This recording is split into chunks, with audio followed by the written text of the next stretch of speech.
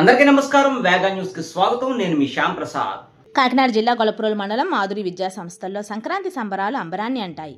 ఈ కార్యక్రమంలో మాధురి విద్యా సంస్థల అధినేత, స్థానిక జనసేన నాయకులు కడారి తమ్మయ్య నాయుడు, సీతాదేవి దంపతులు పాల్గొని చిన్నారులతో ఆడి పాడి మన సంస్కృతి వైభవాల గురించి ప్రసంగించి చిన్నారులకు సంక్రాంతి పురస్కారాలను అందించారు.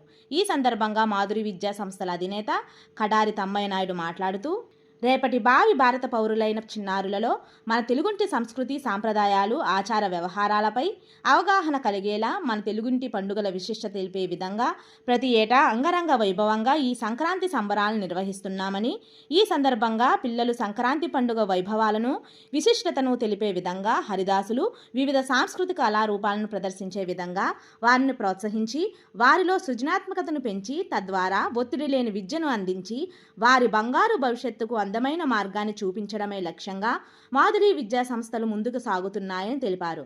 ఈ కార్యక్రమం ఇంత చక్కగా ఘనంగా నిర్వహించడానికి నిరంతరం శ్రమించిన తమ విద్యా సంస్థల బోధనేతర సిబ్బందికి కృతజ్ఞతలు తెలిపారు. చిన్నారులకు, తల్లిదండ్రులకు, మాధురి విద్యా సంస్థల సిబ్బందికి, పిఠాపురం నియోజకవర్గ ప్రజలకు సంక్రాంతి శుభాకాంక్షలు తెలియజేశారు.